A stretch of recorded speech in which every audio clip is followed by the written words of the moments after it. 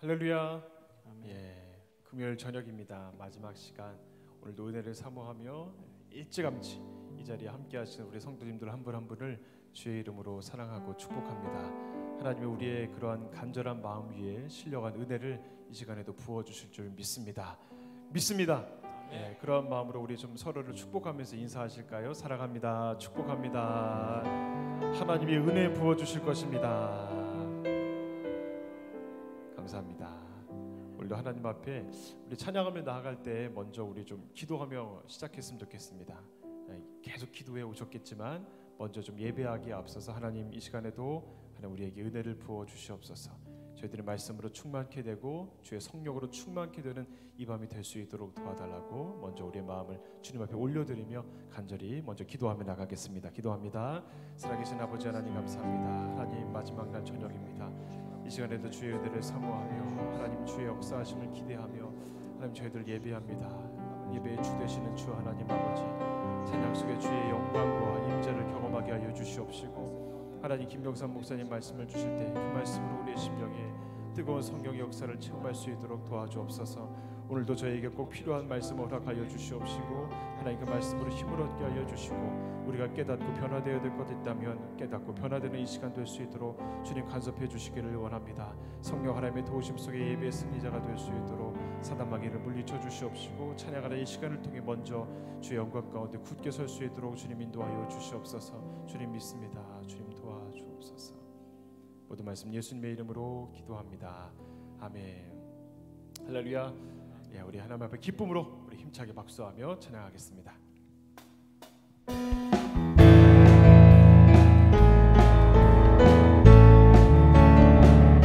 많은 사람들 참된 진리를 모른 채 주님 곁을 떠나갔지만 내가 만난 주님은 참 사랑이었고 진리였고 소망이었소. 우리 한번 더 찬양합시다. 많은 사람들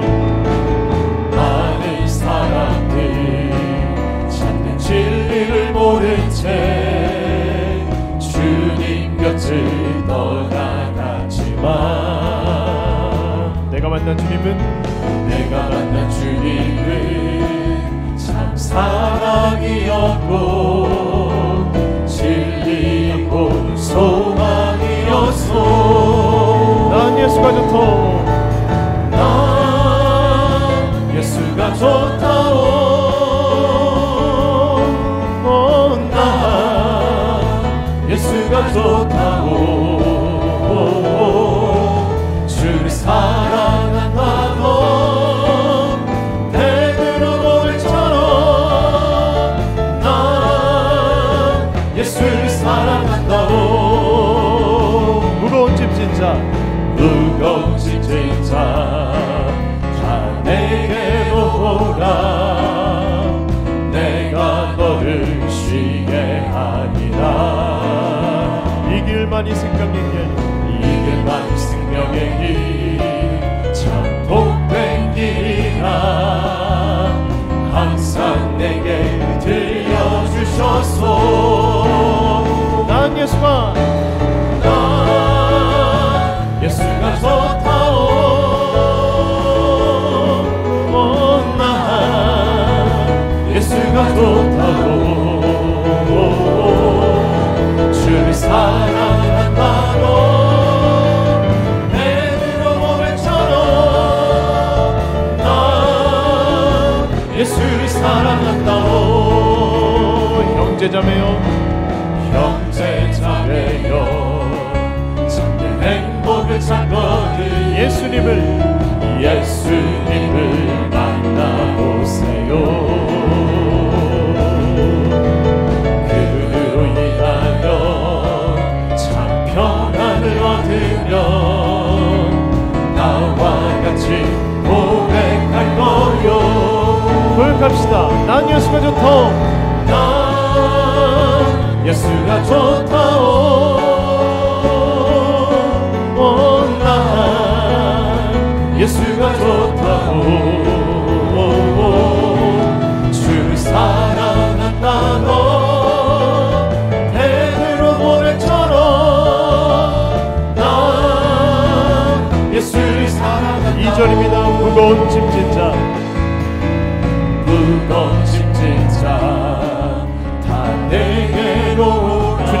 맞습니다. 내가 너를 쉬게 하리라. 아멘. 이 길만이 생명의 길, 참 복된 길이라. 항상 내게 들려주셨소. 난 예수가 좋다오. 난 예수가 좋다고. 주를 사랑한다고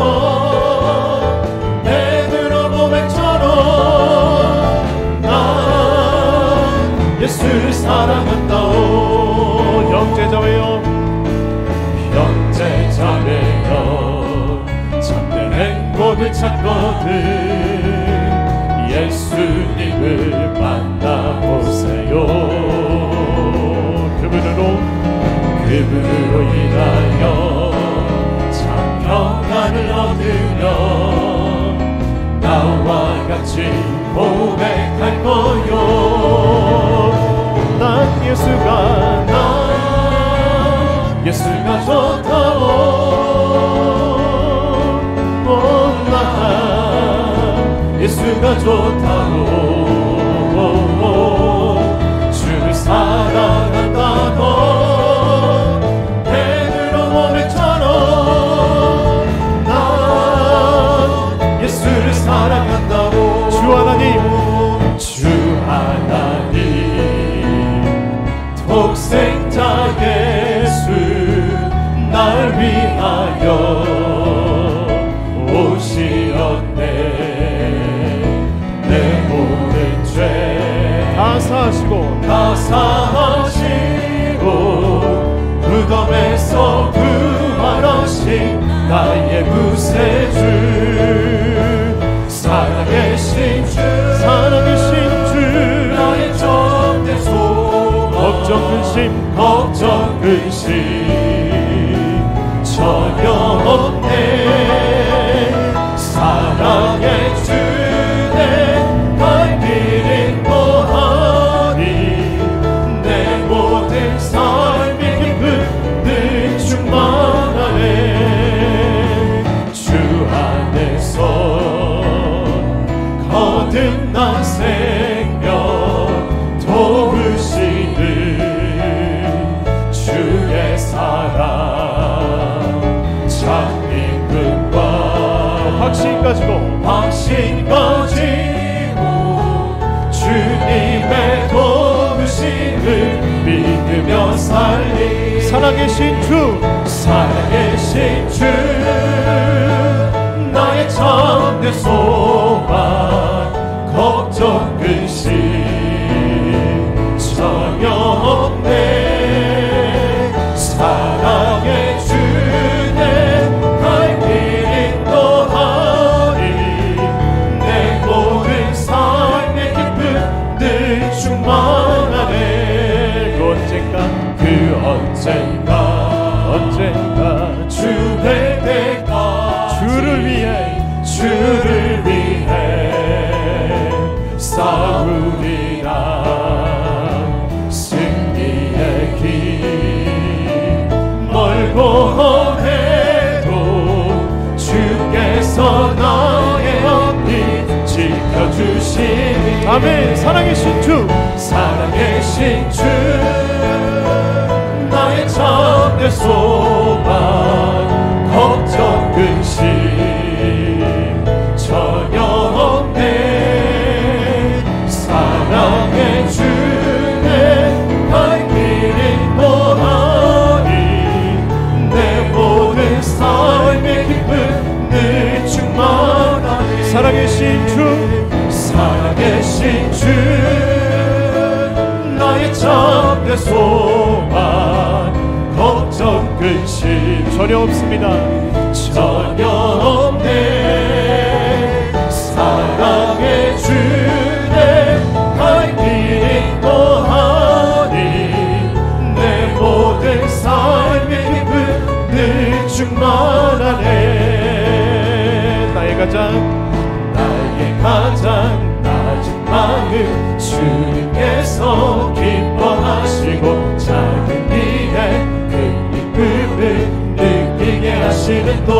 내가 지쳐 무력할 때 주님 내게 힘이 되시고 아름다운 하늘나라 내 맘에 주시는 노라.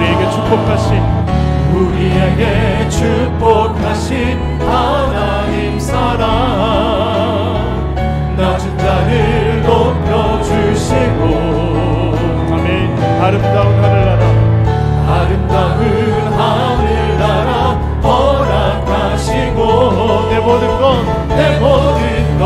예비하시네. 찬양함의 기쁨을 감사함의 평안을 강구함의 하나님 알도록 하셨네. 나의 가장 낮은 마음 주님께서 기뻐하시고 작은 일에 느끼게 하시는도다. 내가 지쳐 무력할 때 주님 내게 힘이 되시고 아름다운 하늘나라 내 맘에 주시는 도다. 우리 믿음으로 우리에게 축복하신 하나님 사랑 낮은 자를 높여주시고 아름다운 하늘나라 허락하시고 내 모든 것 예비하시네. 찬양함의 기쁨을 감사함의 평안을 강구함의 하나님 알도록 하셨네. 우리에게 축복하신 하나님 사랑 우리에게 축복하신 하나님 사랑 낮은 자를 높여주시고 아름다운 하늘나라 허락하시고 내 모든 것 예비하시네. 찬양함의 기쁨을 감사함의 평안을 강구함의 하나님 알도록 하셨네. 찬양함의 기쁨을 감사함의 평안을 강구함의 하나님 알도록 하셨네. 나의 반석이신 하나님 나의 반석이신 하나님 행하신 모든 것 완전하시니 우리 선포하면서 나의 생명 되신 하나님 나의 생명 되신 하나님 내게 행하신 일 찬양합니다. 아멘. 신실하신 하나님 실수가 없으신 좋으신 나의 주 신실하신 하나님 실수가 없으신 좋으신 나의 주 나의 반석이신 하나님 나의 반석이신 하나님 행하신 모든 것 완전하시네. 나의 생명 되신 하나님 내게 행하신 일 찬양합니다. 신실하신 하나님 신실하신 하나님 실수가 없으신 좋으신 나의 주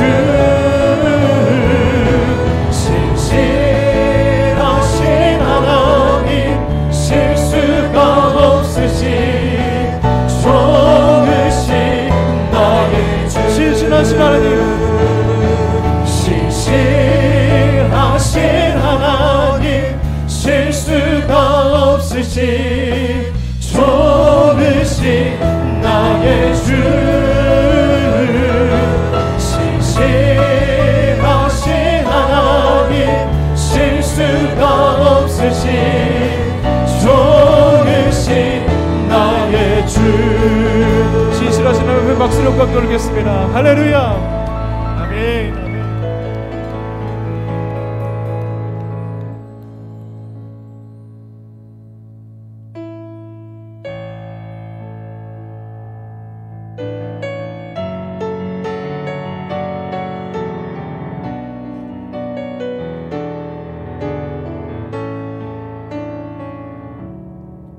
주가 보이신 생명의 길 나 주님과 함께 상한 마음을 들이며 주님 앞에 나가리 나의 의로움이 되신 주 그 이름 예수 나의 길이 되신 이름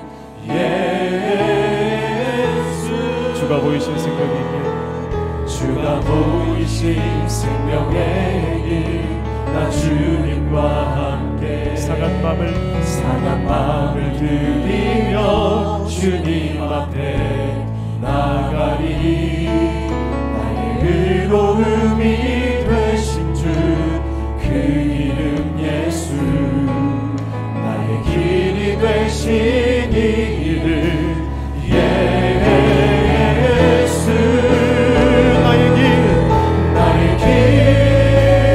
오직 그가 하시나니 나를 단련하신 후에 내가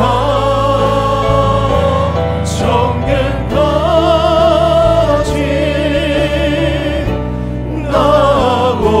나오리라. 우리 한번 더 찬양합시다.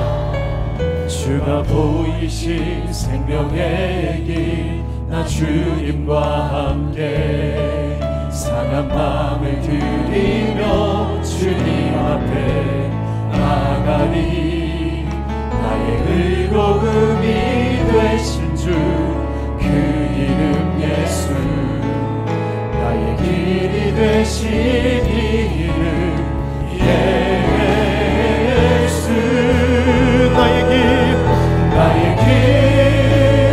오직 그가 하시나니 나를 단련하신 후에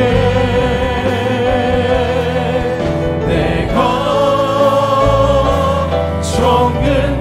정근까지 나오리라. 나의 의로움이 되신 주 나의 의로움이 되신 주 그 이름 예수 나의 길이 되신 이름 예수 나의 길 오직 그가 하시나니 나를 단련하신 후에 내가 정근까지 나오리라. 우리 마지막으로 한 번 더 양손 높이 드시고 나의 길 오직 그가 하시나니 나의 길 오직 그가 하시나니 나를 단련하신 후에 내가 정근까지 나오리라. 이제 다시 통성으로 기도하실 때 주의 이 시간 이 마지막 시간에도 주의 은혜를 부어주시옵소서. 말씀으로 충만한 밤 성령으로 충만한 이 밤 될 수 있도록 도와달라고 우리 강사 목사님 마지막 시간까지 강건하게 붙들어 달라고 우리 주여 한번 크게 외치고 통성으로 기도하겠습니다. 주여 역사하시는 아버지 하나님 감사합니다. 이 밤에도 주님 앞에 나가는 이 시간 성령으로 충만한 시간 될 수 있도록 도와주옵소서. 은혜로 충만한 시간 될 수 있도록 인도하여 주시옵소서. 우리 심령이 뜨거워지게 하시고 주님 만나는 시간 될 수 있도록 인도하여 주시옵시고, 항상 목사님 말씀을 통해서 심령이 뜨거운 역사를 체험하는 것 될 수 있도록 인도하여 주시옵소서. 주님 바라봅니다. 주님을 갈망합니다. 주님 도와주옵소서. 성령의 능력을 임하여 주시옵소서. 오직 주님과 들어가면 될 수 있도록 인도해 주옵소서. 2019년 춘계 부흥회 셋째 날 저녁 시간입니다. 다 같이 사도신경으로 신앙 고백하심으로 하나님 앞에 예배를 올려드리겠습니다. 나는 전능하신 아버지 하나님 천지의 창조주를 믿습니다. 나는 그의 유일하신 아들 우리 주 예수 그리스도를 믿습니다.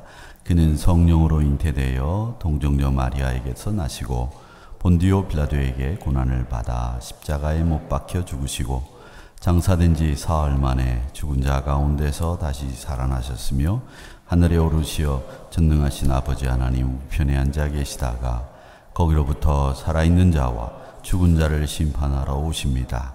나는 성령을 믿으며 거룩한 공교회와 성도의 교제와 죄를 용서받는 것과 몸의 부활과 영생을 믿습니다. 아멘.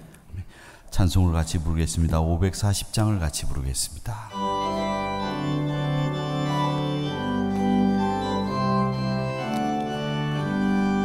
주의 음성을 내가 들으니 사랑한단 말일세. 믿는 마음으로 주께 가오니 나를 영접하소서. 내가 매일 십자가 앞에 더 가까이 가오니 그새 주의 흘린 보배 비로소 나를 정케 하소서. 주여 넓으신 은혜 베푸사 나를 받아주시고 나의 품은 뜻 주의 뜻같이 되게 하여 주소서.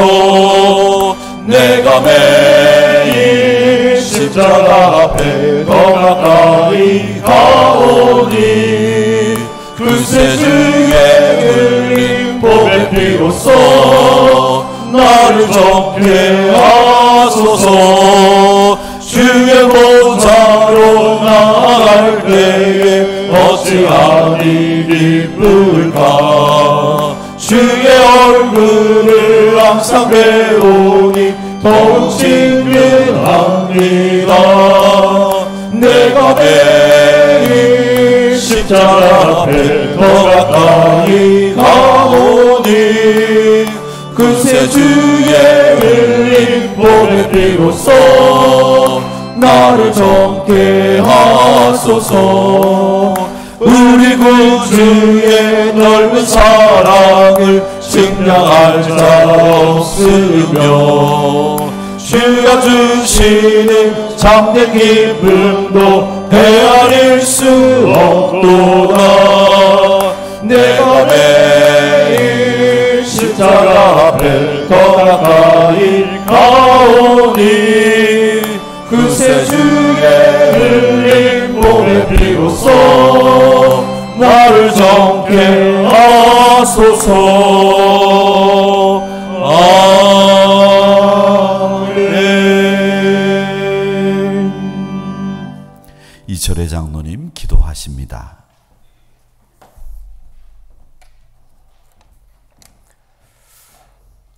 고마우신 아버지 하나님, 은혜와 사랑에 감사를 드립니다. 하늘교회를 부흥시키시려고 하늘교회 성도들의 영적인 성장과 성령의 충만을 위하여 심령대 부흥회를 허락하여 주심을 감사를 드립니다. 하나님께서 존귀하게 쓰시는 만나교회 김병삼 목사님을 우리 교회에 보내주셔서 시간마다 귀한 말씀으로 축복과 은혜의 시간을 갖게 하심도 감사를 드립니다. 심령 부흥회를 기점으로 하늘교회가 이전보다 더욱 예배가 살아나게 하옵시며 거룩한 신앙의 공동체로 이 지역과 이 민족 위에 십자가의 복음으로 기독교가 살아나는 믿음의 산실이 되게 인도하여 주시옵소서. 하늘교회는 이 땅에 예수님이 오실 때까지 계속 부흥되어야 하기에 성경 말씀에 의지하면 너희 중에 큰 자는 너희를 섬기는 자가 되어야 하리라 말씀하셨는데, 우리 모든 성도들은 자기 자신을 낮추고 겸손함으로 섬기기를 다하게 하옵소서. 이 시간도 강사 목사님을 도와여 주시는 하나님의 비밀을 깨달을 수 있도록 성령의 지혜를 갑절이나 더하여 주시며, 잠자는 영혼들이 깨어나 예수님의 십자가 사랑의 증거자로 세워주시길 소망합니다. 나에게 맡겨진 직분이 사명인 줄 알아 감당하도록 능력을 주시길 기도하오며, 오늘 말씀을 듣고 우리 모두는 예배의 성공자가 되며 거룩한 믿음의 소유자가 되기를 원합니다. 오늘은 내일의 시간에 밀려 또 다시 안 올 텐데, 나의 지식으로 하나님을 아는 것이 아니라 하나님의 은혜로 하나님의 뜻을 알아 예수님처럼 사랑과 섬김을 실천하는 우리 모든 성도로 사용하여 주시옵소서. 심령 부흥회가 은혜로운 예배되기를 위하여 수고하시는 주님의 자녀들 축복하여 주시며, 우리와 늘 함께하여 주시는 예수님의 이름으로 기도하옵나이다. 아멘.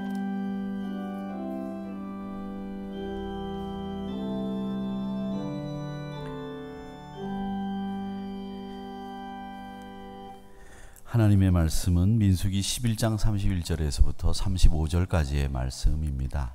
민수기 11장 31절에서부터 35절까지의 말씀인데, 오늘 말씀은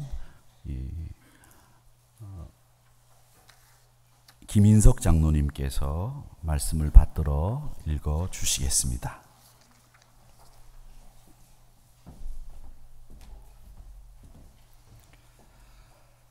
바람이 여호와에게서 나와 바다에서부터 메추라기를 몰아 진영 곁 이쪽 저쪽 곧 진영 사방으로 각기 하루길 되는 지면 위 2규빗쯤에 내리게 한지라. 백성이 일어나 그날 종일 종야와 그 이튿날 종일토록 메추라기를 모으니 적게 모은 자도 10호멜이라. 그들이 자기들을 위하여 진영 사면에 펴 두었더라.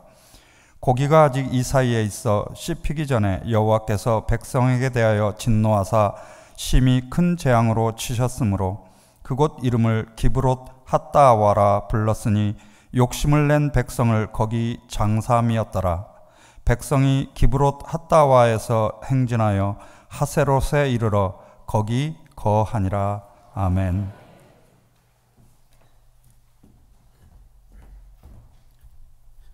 호산나 성가대가 찬양을 올려드립니다.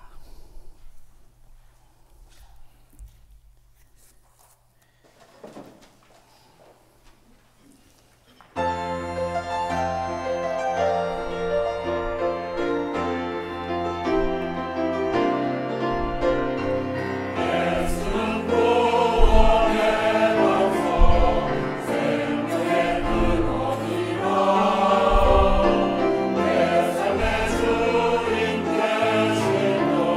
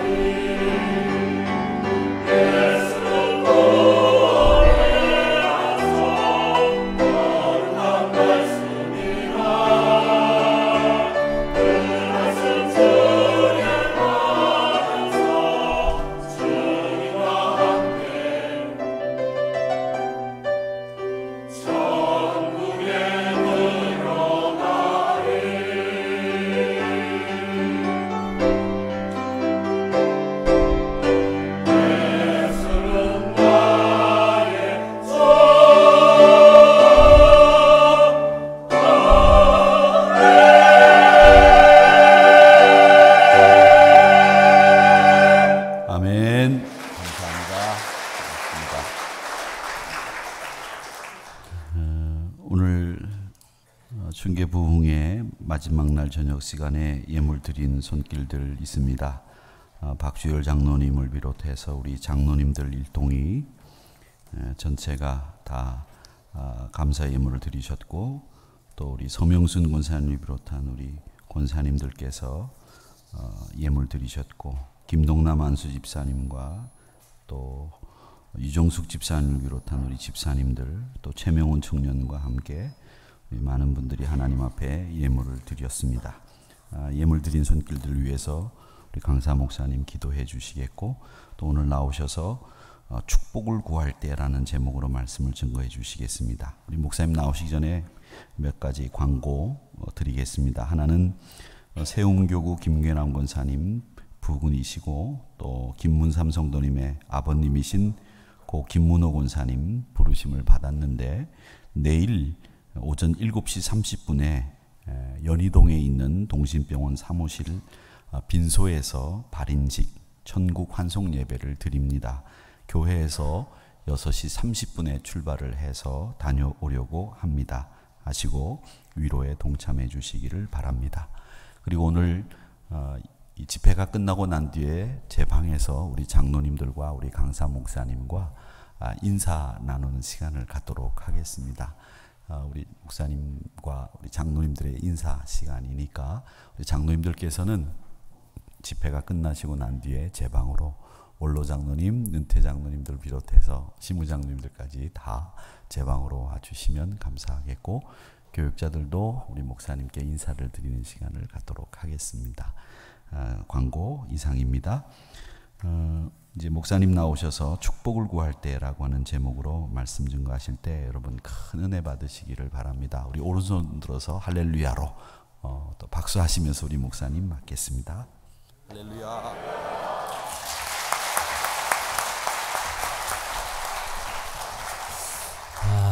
기도하겠습니다. 3일 동안 주님의 말씀을 함께 나누게 하심에 감사합니다. 우리들이 계획했지만 하나님이 이루시고자 하는 뜻이 이 교회를 통해, 우리 교인들을 통해 있는 줄 믿습니다. 오늘 말씀도 살아 움직여 생명력 있게 하여 주옵시고, 우리의 심령 골수를 쪼개는 역사가 있게 하여 주옵소서.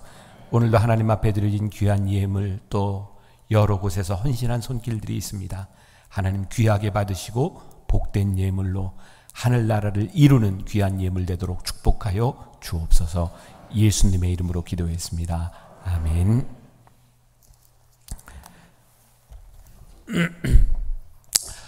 여러분들과 함께 첫날 예배에 대한 말씀을 나누었고, 어제는 거룩에 대한 말씀을 나누었습니다. 여러분들이 말씀을 듣고 기억할 수 있는 것도 또 잃어버리는 것도 있겠지만, 우리가 꼭 한번 기억했으면 좋겠다. 우리들의 거룩함이라고 하는 것은 늘 하나님 앞에서 거룩한 것이고, 또 우리의 거룩함이 사람들 앞에서 증명되는 것이 참 중요한 일이다. 그리고 우리의 거룩함이 사람들 앞에서 보이고자 할 때 그것은 위선이 될 수도 있고, 사람들을 신경 쓰지 않고 나만 거룩하다라고 할 때 그것이 독선이 될 수도 있다고 하는 또 무서운 것도 우리들이 깨달아 알게 되었습니다. 예배와 거룩을 통해 우리 이 땅에 사는 모든 사람들이 동일하게 바라는 것이 있다면 하나님의 은혜와 축복을 받는 것이 아닐까요? 여러분들 하나님의 축복을 받고 싶으세요? 안 받고 싶으세요? 네, 받고 싶어요. 이건 우리들이 가지고 있는 동일한 마음들입니다. 그런데 그 축복이, 우리가 구하는 축복이 하나님 앞에 진짜 축복이냐 아니냐, 이것을 구분하는 건 우리들에게 참 중요한 일인 것 같아요. 여러분들 한번 생각해 보세요. 뭐가 축복일까요? 여러분들이 구하는 것이 진짜 축복이고 여러분들이 구하는 것이 이루어지면 진짜 좋을까요? 만일 이렇게 가정을 해봅시다. 여러분들이 지금 눈을 감고 3초 동안 여러분들이 원하는 일을 하나님께 다 구했을 때 그것이 다 이루어진다고 생각을 해봅시다. 그게 정말 좋은 일일까요? 굉장히 혼란스러울 것 같지 않으세요? 여기 젊은 청춘 남녀가 있다면 한 여자를 넣고 두세 남자가 함께 기도할 수도 있고, 우리 자식들을 놓고 우리 자식 1등 했으면 좋겠다고 하는데 교인들이 한 반에 한 서너 명쯤 돼. 그러니까 여러분들, 우리가 원하는 일이 진짜 하나님의 뜻일까요? 우리가 원하는 일들이 이루어지는 것이 정말 축복일까요? 그래서 우리들이 축복이 무엇인지를 알아야 축복을 하나님 앞에 올바로 구할 수 있지 않겠는가. 그래서 우리들이 신앙에 참 중요한 것이 있는데, 하나님의 마음을 아는 것, 하나님의 뜻을 아는 것. 그러니까 우리의 신앙 믿음이라고 하는 것은요, 내가 기도한다고 하는 것은 내가 원하는 것을 하나님 앞에 집중적으로 이렇게 기도하는 것, 그것도 참 중요한데, 나를 향한 하나님의 뜻이 무엇이고 하나님의 마음이 어떤 것인지를 알기 시작할 때 우리는 비로소 그리스도인이라고 이야기할 수 있는 거예요. 제가 예를 들어 볼게요. 여러분들 자식들 키울 때, 애들이 어릴 때 아주 갓난아기라서 말귀를 못 알아들을 때 아이들이 막 울고 떼를 쓰면 어떻게 해요? 말귀를 못 알아듣는 애가 떼를 써요. 말귀를 알아들을 때까지 때려요? 일단은 이게 해결이 안 되니까 그 아이의 욕구를 채워줘요. 들어줍니다. 그런데 아이에게 들어주는 것이 모두가 아이에게 유익한 것이 아닙니다. 이 아이는 자기의 욕구가 충족되지 않으면 이게 제어가 안 되기 때문에 그 아이의 욕구를 들어주는 겁니다. 그런데 만일 우리 자식들이 커가면서 나이가 들고 말귀를 알아듣는 때가 되었는데도 그렇게 보채고 운다면 그게 정상이겠습니까? 여러분들 그런 경험이 있지 않으세요? 아마 대부분이 이런 경험을 할 거예요. 저도 목회하면서 그런 경우들을 많이 보니까, 우리가 처음 예수 믿을 때, 처음 은혜 받을 때 진짜 놀랍지 않았습니까? 기도하는 대로 막 다 이루어지지 않았어요? 막 그래서 간증하고, 그래서 예수를 처음 믿은 사람들이 마음 뜨거워서 전도를 잘합니다. 그런데 언제부터인가 우리가 기도했던, 그렇게 응답되던 기도가 어느 날 갑자기 응답되지 않는 때가 옵니다. 신기하죠? 예수를 믿으면 모든 일들이 다 원하는 대로 될 줄 알았는데 어느 시간이 되면 우리의 기도가 응답되지 않는 순간들이 옵니다. 제가 깨닫게 된 게 있어요. 우리가 하나님의 뜻을 알 수 없는 어린아이와 같은 때는 우리들이 하나님께 무조건 우리의 욕구를 이렇게 하나님께 기도할 때 이게 말귀를 못 알아들으니까 하나님이 그냥 들어주셨구나. 제가 우리 교회 성도들한테 가끔 그런 얘기합니다. 예수 믿은 지 3년 이내 된 사람들은 빨리 기도할 수 있는 기도 다 하라고. 그때는 하나님이 거의 다 이루어 주시는데, 그때를 지나가면 하나님이 우리의 기도를 들어주시지 않는 때가 온다고. 그러면 하나님이 3년 동안만 살아계시고 하나님이 없어지신 건가요? 아니요. 우리의 믿음이 자라나면서 하나님께서 우리들에게 요구하는 것이 있어요. 우리가 하나님께 요구하는 것이 아니라 하나님께서 우리들에게 요구하는 것이 있어요. 이제는 네가 내 마음을 좀 알아야 되지 않겠니? 이제 네가 내 마음을 좀 알아야 되지 않겠니? 여러분들 자녀를 키우면서 우리 자식들 보면서 아유 이놈 철들었네, 그런 때가 있죠. 어느 때 우리 애들을 보면서 철들었다고 생각해. 이놈이 아빠의 마음을 아네, 이놈이 아빠를, 엄마를 이해하네. 그러면 그때 우리가 철들었다 이렇게 말을 합니다.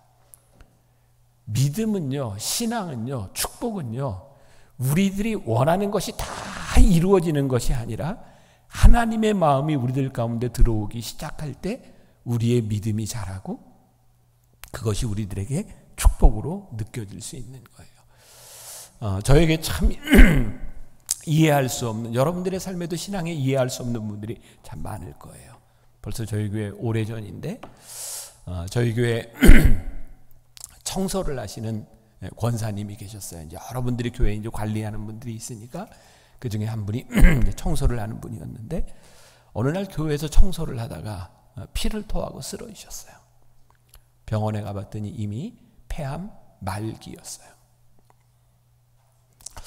교인들이 이 권사님을 위해서 많이 기도했고요. 이 권사님이 이제 퇴원을 했습니다. 권사님이 저에게 아들 주례를 부탁을 했고요. 제가 주례를 하겠다 승낙을 하고 교인들이 어떤 기도를 냈냐면, 하나님, 이 권사님 살아있는 동안 아들 결혼할 수 있도록 하나님 붙잡아 주세요. 살려달라는 기도도 안 했어요. 아들 결혼할 때까지. 어느 날 이 권사님이 제 방에 찾아오셨어요. 봉투를 하나 가지고 왔는데 아들 주례를 하는데 주례비라고 가져오셨어요. 많이 가정이 어려웠고요. 제가 그 권사님한테, 권사님 이거 안 주셔도 돼요. 제가 주례 잘 할 테니까 염려하지 말고 가져가세요. 그랬더니 그분이 저에게 이렇게 말을 했어요. 목사님, 제가 목사님 참 좋아하는 거 아시죠? 그런데 아마 이게 제가 목사님께 해드릴 수 있는 마지막 선물일지 모르니까 받아주세요. 그런 건 돈이 아닙니다. 마음이었어요. 그리고 제가 결혼 주례를 이렇게 기다리고 이렇게 며칠을 남겨두고 있었는데 이 권사님이 다시 피를 토하고 쓰러졌어요. 병원에 가서 얼마 되지 않아서 이분이 세상을 떠났습니다. 제가 새벽에 기도를 못 하겠는 거예요. 하나님 왜 그러세요? 하나님 이거 너무하시잖아요. 며칠만 조금만 더 기다려줬더라면 이 권사님이 아들 결혼하는 거 보고 세상 떠났을 텐데 그게 제 속에서 받아들여지질 않는 거예요. 며칠을 그렇게 힘들었어요. 그렇게 기도하는데 어느 날 새벽에 하나님께서 저에게 그런 마음을 주시는 거예요. 네가 내 마음을 아니? 네가 내 마음을 아니? 하나님이요, 그 권사님을 바라보며 이렇게 얘기하시는 것 같았어요. 내 사랑하는 딸이 살아서 숨 쉬는 게 너무 힘들고 아파서 내가 고통이 없는 나라로 일찍 데려갔다. 근데 그게 너에게 그렇게 힘든 일이니? 생각해 보니까 우리의 생각으로는 그분이 살아서 아들 결혼식까지 보는 게 우리의 생각, 그게 맞는 거라고 생각했는데 하나님 아버지의 마음으로 보니 사랑하는 딸이 고통당하는 게 너무 힘들고 아파서 내가 먼저 데려갔다. 그 마음을 저에게 주시는 거예요. 그때 저에게 이해가 됐어요. 우리는 내가 이해할 수 없는 많은 일들을 경험하고 살아갑니다.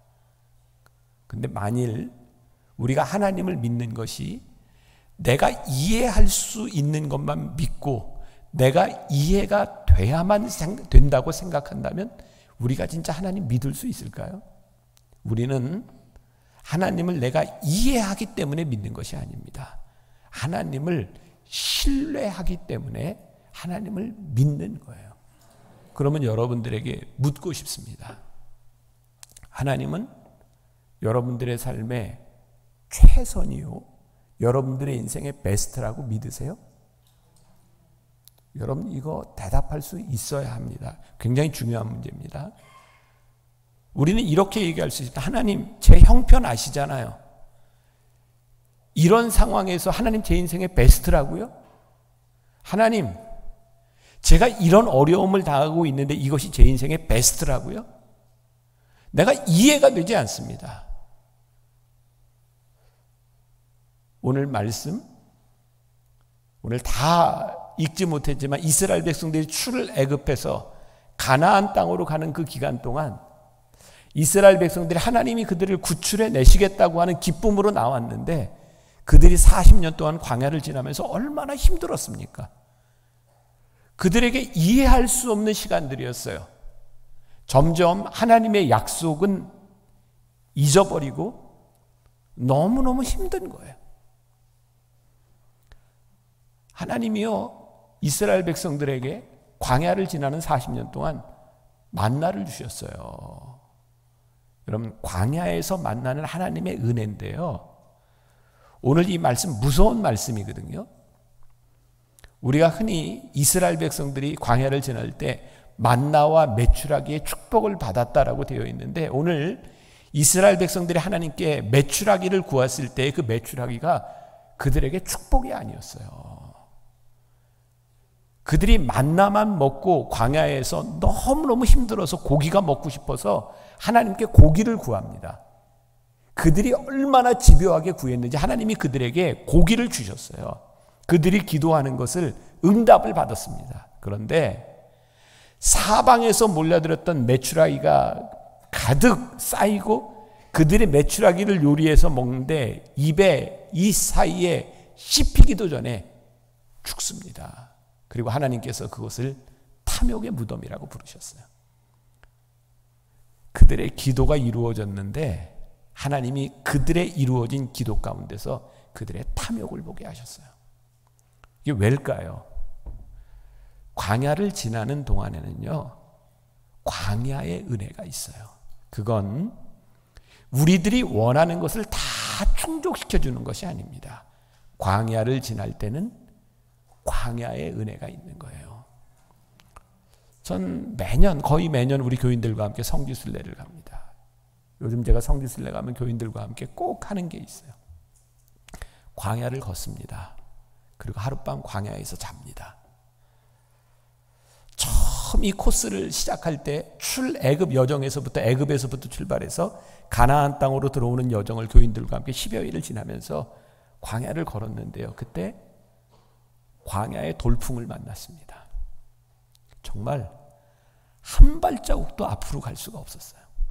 옷을 다 입고 목도리로 챙챙 감고 모자를 쓰고 마스크를 하고 그랬는데 숙소에 와 보니까 안에 모래들이 얼마나 많이 들어가 있는지. 그 더운 날 광야를 잠깐 걸으면서 저는 성경이 몸으로 이해가 됐어요.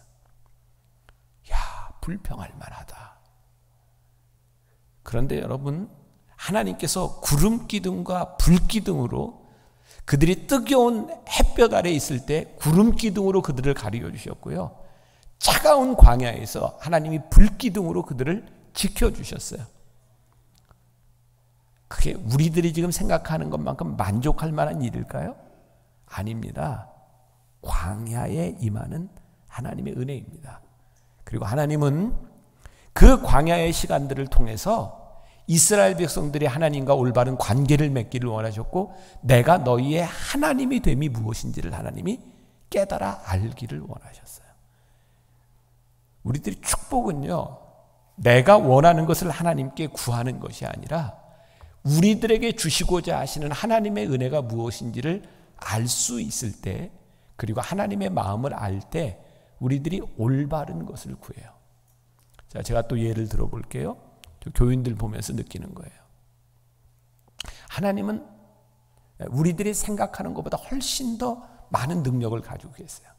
그러니까 우리들이 암에 걸렸든 죽을 병에 걸렸든 하나님이 고쳐주시는 일들을 우리들이 많이 보죠.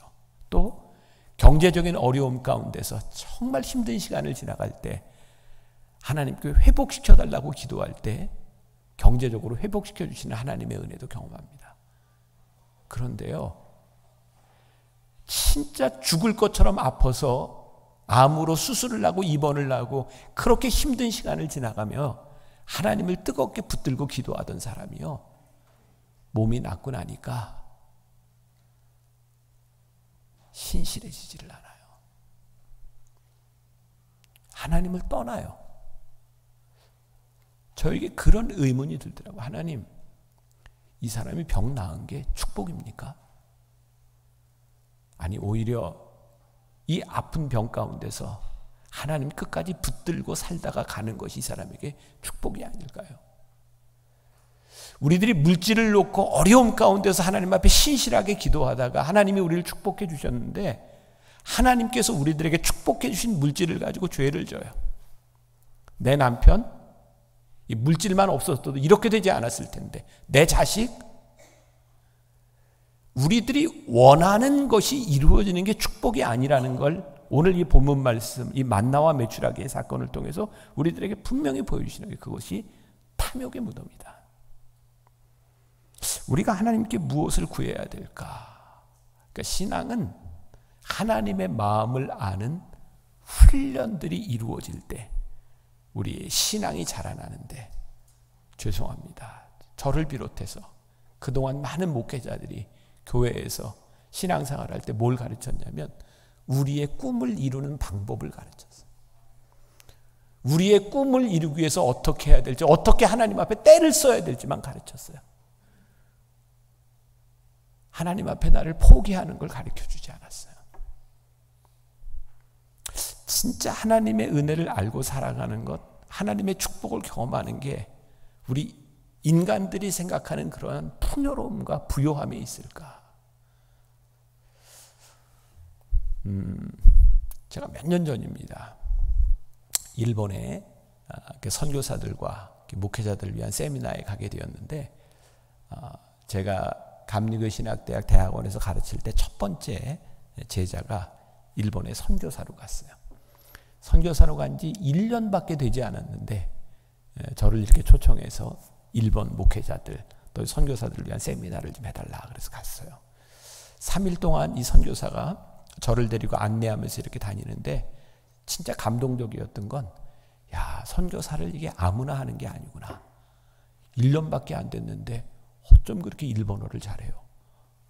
막히는 게 없어요. 뭐 어디 가든지 아주 유창하게 일본말을 해요.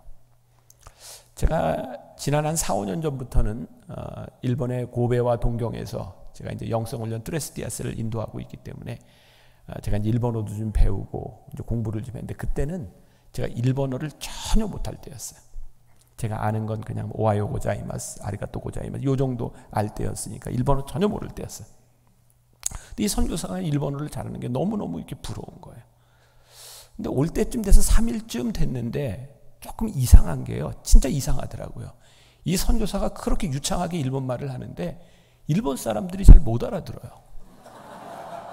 그 제가 왜 일본 사람들이 일본어를 못 알아들을까 궁금했어요. 혹시 그 이유를 아시겠어요? 네, 못 알아듣는 일본말을 유창하게 하더라고요. 대화가 안 되는 겁니다. 그런 생각합니다.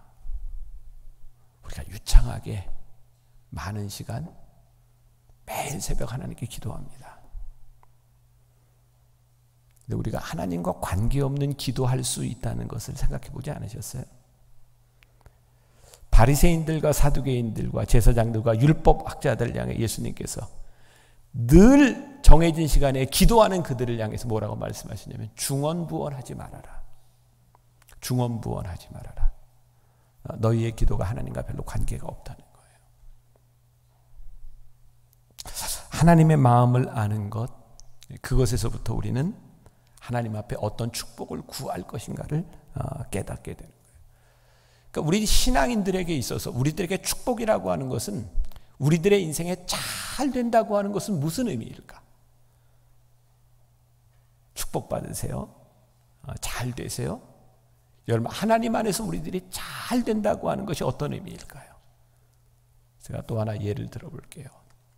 제가 이제 벌써 30년 전이네요. 제가 군목 생활하던 게, 제가 이제 조치원에 있는 대전통합병원에서 군목으로 있을 때였어요.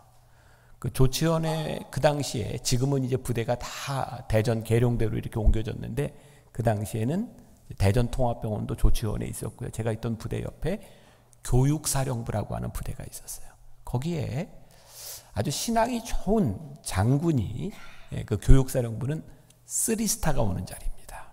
거기에 왔는데 믿음이 아주 좋은 분이에요. 그런데 교육사령부는 조금 한직이라, 뭐 여기 군계통에 계신 분이 있을지 모르겠지만 거기서 이렇게 군생활을 하다가 제대하는 그런 자리입니다. 근데 이분이 거기 오게 된 것이 소위 잘 나가던 분이었는데 군에서 사고가 나서요, 그 한직으로 오게 된 거예요. 근데 거기에서 이분이 아마 제 기억에 여의도 순복음교회 교인으로 제가 기억하는데, 교회에서 연락이 왔어요.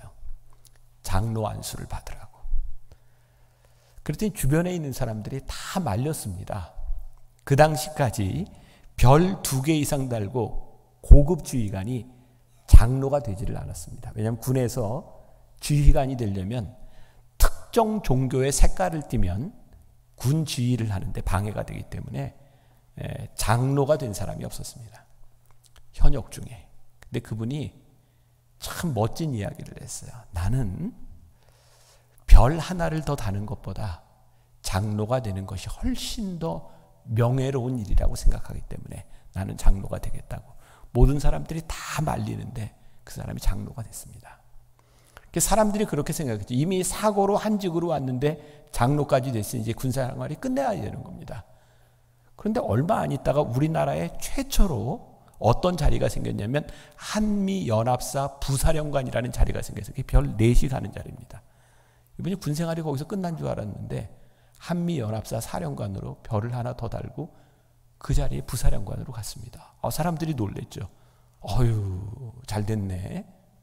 근데 얼마 안 있다가 아무도 생각하지 못했는데 이분이 육군 참모총장이 됐습니다. 그래서 군교회 안에 장로가 되더니 축복을 받았다. 이런 소문이 났어요. 그리고 그 다음에 제가 정확히 기억을 못했는데 7명인가 9명인가 별 2개 이상 된 지휘관들이 장로가 되었습니다. 그리고 군목들에게 지휘 서신이 내려왔어요. 군정부에서. 아무에게나 장로를 주지 말아라. 자, 제가 여러분들에게 중요한 말씀을 드리고 싶어요. 이분이 참모총장까지 됐는데요. 이분은 참모총장이 되기 위해서 장로가 된 것이 아니라 별을 달고 참모총장이 되는 것보다 내가 별 못 달아도 내가 장로가 되는 것이 하나님 앞에 훨씬 더 값진 일이다 생각하고 장로가 됐는데 생각지 않았던 일을 하나님께서 이분에게 허락하신 거예요. 근데 그분을 바라보면서 사람들은 어떤 생각을 했냐면 야, 장로가 되니 참모총장까지 가더라. 그래서 그 다음에 모든 사람이 그런 것은 아니겠지만 장로가 된 사람 중에는 장로가 되니 저렇게 잘 되더라. 그걸 바라면서 장로가 된 사람도 있었다는 말입니다. 여러분들은 무엇을 바라보며 신앙생활을 하고 무엇이 여러분들에게 축복이라고 생각하세요? 혹시 우리는 세상의 것을 내가 기꺼이 포기할 수 있고 하나님 안에서 나를 부르신 그 부르심이 나에게 값지다라고 생각하며 우리들이 예수를 믿고 있는가? 아니면 우리는 예수를 믿고 잘 됐던 우리가 흔히 이야기하는 축복을 받았던 사람들의 모습을 바라보며 나도 예수를 믿으면 저렇게 되겠다 생각하며 우리들이 예수를 믿고 있는가? 이스라엘 백성들이요, 광야를 지나면서 불평 참 많이 하죠. 여러분, 우리들이 그냥 성경을 보면 이해가 잘 되지 않는 장면입니다. 왜? 아니, 홍해가 갈라지는 걸 지들 눈앞에서 봤어요. 근데 홍해를 건너고 나서 3일 길을 간 다음에 그들이 불평하기 시작해요. 물이 떨어졌거든요. 근데 그들 눈앞에서 마라에 쓴 물을 단물로 바꾸시는 하나님의 역사를 경험합니다. 근데 그들은 또 불평합니다. 만나를 주셨는데요, 이제 메추라기가 없다고, 고기가 없다고 불평합니다. 불평은 끊임없이 일어납니다. 왜요? 불편하면 불행하다고 생각하니까. 우리의 인생이 불편하다고 그렇게 불행하지 않습니다. 여러분들은 언제 가장 행복하셨나요? 언제 여러분들은 하나님과 가장 친밀하셨나요? 참 신기하죠? 불편하기 때문에 불행한 것도 아니고요, 우리들이 편안하기 때문에 행복한 것도 아닙니다. 적어도 우리가 하나님의 사람, 믿음의 사람은요, 언제 우리들이 편안하고 행복한지 아세요? 하나님의 말씀에 순종할 때에 우리들에게 찾아오는 겁니다. 그러니까 우리들이 물질적인 것이 채워진다고 우리들이 그렇게 행복하지 않습니다. 그러니까 우리들이 잘 기억하셔야 돼요. 우리의 축복은요, 하나님이 우리의 인생에 걷게 하시는 그 길에서 여러분들로 하여금 하나님은 때로 광야의 길도 걷게 하시고, 때로 하나님은 여러분들에게 오아시스를 경험하게도 하시고, 때로 하나님은 우리들에게 시온의 대로를 걷게도 하세요. 중요한 것은 광야를 걷든 오아시스에 있던 시온의 대로를 걷든 하나님은 우리와 늘 동행하고 계시다는 거예요.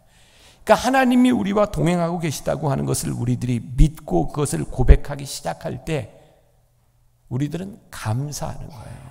근데 이 고백이 없으면 감사가 안 되는 거예요. 성경이 정말 이렇게 한 번에 이해된 부분이 그런 거였어요. 항상 기도하라. 쉬지 말고 기도하라. 범사에 감사하라. 어떻게 항상 기뻐하고 쉬지 말고 기도하고 범사에 감사해요?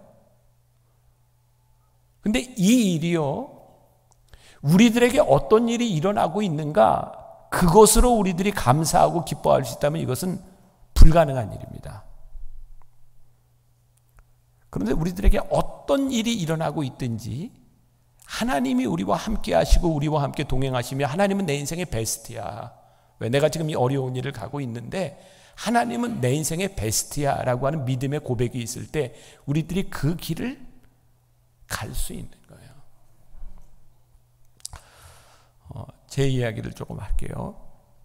제 삶에 정말 이해할 수 없는 부분이었어요. 저 목사가 되고 나서, 특히 만나교회 이제 담임 목사가 되고 나서 굉장히 어려운 가운데서 진짜 열심히 목회를 했어요. 교회도 많이 부흥했고, 진짜 한눈 팔지 않고 목회만 하고 열심히 교회도 잘 되는데, 어느 날 제가 주일날 2부 설교 때였어요. 설교를 하다가 죽겠더라고요. 설교를 못 하겠더라고요. 그래서 이렇게 설교하다 말고 교인들한테, 여러분 죄송합니다. 저 설교 못 하겠어요. 그리고 병원으로 갔어요. 가서 아무튼 뭐 진정제도 맞고 그랬던 것 같아요. 이렇게 좀 좋아졌어요. 그래서 다시 와서 마저 3부, 4부 설교를 하고 바로 주일날 병원에 입원을 했습니다. 검사를 시작했고 뭐가 문제인지 병원에 입원을 하고 이게 해결이 안 되는 거예요. 그래서 3개월 동안 제가 설교를 하지 못하고 제주도에 요양을 하러 갔습니다. 그때는 걷는 것조차도 힘들었어요. 어떤 장로님 펜션에서 제가 머무는 동안 저녁을 먹고 나서 이렇게 누워 있는데 제 몸이 마비되기 시작했어요. 장로님이 놀래가지고 119를 불렀고요. 그 펜션에서 제주시까지 응급실까지 가는데 1시간 남짓 걸렸던 것 같아요. 119 안에서 이제 혈압도 재고 맥박도 재고 하는 게 다 들리는데 저는 말을 하지 못했어요. 이게 다 마비가 돼서. 그리고 그때 처음으로 죽는구나. 이렇게 죽을 수 있겠구나. 이렇게 처음 진지하게 그 119 안에서 죽음을 생각했어요. 근데 지금 죽는 게 좀 아까웠어요. 그래서 제가 안 죽으려고 눈을 부릅뜨고 응급실에 들어갔어요. 뭐 검사하고 주사 맞고 잠이 들었어요. 새벽에 일어났는데 의사가 저에게 묻더라고요. 목사님 왜 이렇게 눈을 부릅뜨고 들어오셨어요? 그래서 내가 죽을까 봐 그랬다고. 근데 저한테 그냥 그때 눈 감고 이렇게 잠들었으면 여기까지 안 와도 됐을 텐데, 이게 이제 지금은 제가 간단하게 이야기를 하지만 그때 이제 저에게 나타난 병명이 공황장애에서 공황장애. 그리고 2년 넘게 저는 설교할 때마다 무서워서 이렇게 앞자리에서 설교 시간을 기다릴 때마다 하나님께 정말 간절히 기도해서, 하나님 저 설교하다 공황장애 오면 저 참을 수가 없습니다. 너무 무서웠어요. 그 공황장애와 함께 저에게 우울증도 왔고요. 수면장애가 와서 제가 한 2년, 3년 넘게 정말 잠을 못 자서 잠자는 방법을 잃어버렸어요. 그게 얼마나 고통스러운지 몰라요. 근데 그때 제가 귀가 또 이석이 와서 어지럼증, 눈에 물이 차서 글씨도 못 보고, 그리고 진짜 힘들었던 건 저에게 찾아온 요로결석이었는데, 요로결석이 제가 8년 동안 8번이 왔습니다. 목사님 혹시 요로결석, 남자가 요로결석 한번 경험해 보지 않고 인생을 얘기하지 마세요. 진짜 요로결석 정말 아파요. 요로결석. 제가 8년 동안 8번 요로결석이 왔는데 이게 돌이 빠져야 되는데 안 빠져요. 제가 요로결석 때문에만 전신마취를 3번을 했어요. 안 되니까. 그래서 내시경으로도 가서 꺼내보고 깨고 해도 안 되고, 정말 제 몸을 살아있는 것 자체가 너무 힘든 거예요. 하나님 왜 이러세요 도대체? 그게 제가 이렇게 한 10년 가까이, 그리고 제가 여러분들이 앓고 있는 병의 한 반 정도는 제가 몸으로 다 앓고 있는 사람. 4년 전에는 영국에서 제가 처음으로 이렇게 쓰러져 봤어요. 목사님 혹시 기절해 보셨어요? 기절을 안 해보고 인생을 얘기하지 마. 어제 기절하는데 진짜 이렇게 확 정신을 잃는데 이게 굉장히 기분이 묘하더라고요. 제가 왜 그렇게 아픈지 모르고 있다가 이제 한국으로 비행기 타고 오자마자 병원에 입원을 했고 바로 심장에 스텐트를 냈어요.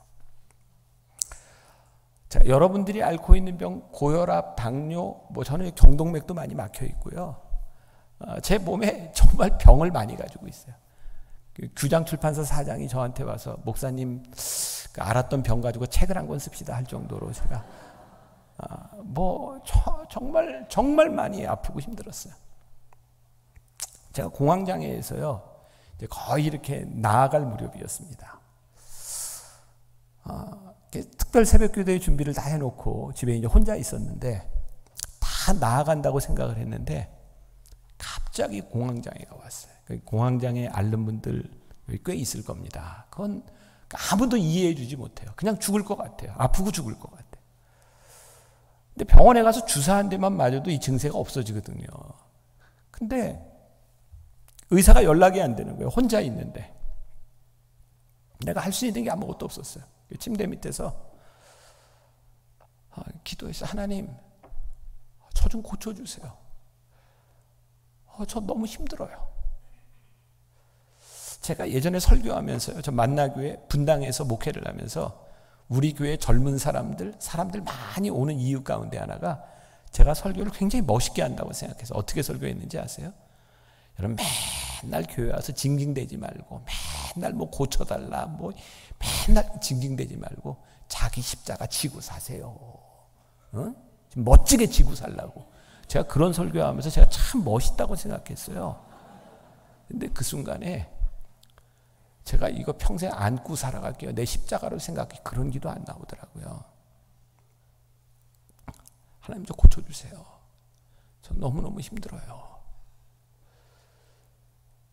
그리고 있는데 제 마음에 이렇게 떠오른 교인들의 모습이 있었어요. 암으로 투병하다 죽어간 교인들, 굉장히 힘들어하는 교인들의 모습이 제 가슴에 떠오르는데 제가 그때 통곡하고 울었어요. 하나님, 제가 교인들에게 당신들 병, 질병, 십자가 안고 살아가려고 그렇게 기도할 때, 그렇게 설교할 때 저 사람들이 얼마나 힘들었을까. 그게 너무 마음이 아파서 울었어요. 그리고 하나님이 저에게 깨닫게 하신 거. 이게 은혜구나. 그리고 제가 가끔 우리 교인들한테 그런 고백을 하는데, 제가 그때 안 아팠으면 저 진짜 나쁜 목사가 됐을 것 같아요. 그 얘기는 지금 괜찮은 목사다 이런 얘기인데 여러분들이 잘 모르시는 것 같아서 제 입으로 이렇게 얘기해요. 이제 목사에게 있어서 이 아픈 게 참 은혜구나. 여러분들 큰 축복인지 아세요? 목사님이 굉장히 아프셨죠? 그거 아무나 아픈 거 아닙니다. 목사는 한번 아파봐야 목회가 되는 것 같아요. 그게 너무너무 힘들었는데 그게 저에게 은혜였던 거예요. 제가 8년 동안 정말 8번 요로결석이 오는데, 한 번은 제가 제천에 집회를 하는데 설교하다가 요로결석이 왔는데 그 남의 집회를 다 끝내고 가야 되잖아요. 그래서 그거를 진통제를 맞으면서 며칠을 버티다가 이게 그 시골에서 막 깨는 거 하다가 이게 막 이 안에서 스탁이 돼가지고 너무너무 고생을 했거든요. 주일날 설교하러 오다가 이게 아픈 거를 참으니까 사람이 아픈 걸 참으면 이렇게 그냥 쓰러질 수 있구나. 근데 제가 병원에 가서요, 전부 우리 교인들이고 하니까 제가 아프다 소리를 안 하고 이제 몰핀을 맞잖아요. 요로결석 오면 3대를 연속으로 맞는데도 통증이 안 가셔요. 제가 그냥 침대를 붙들고 막 이러고 있으니까 저희 교인이 와서 목사님 소리 지르세요. 그럼 조금 덜합니다. 아프다고 하세요. 그런 요로 결석이 8년 동안 8번이 오는데 이거 정말 미치겠는 거예요. 제가 열심히 무슨 일도 계획을 해놓고 열심히 일할 때인데 요로 결석이 오면 이게 돌이 빠질 때까지 제가 뭘 할 수가 없는 거예요.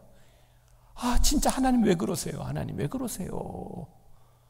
내가 나쁜 짓 하는 것도 아닌데 하나님 왜 그러세요? 그렇게 힘들었어요.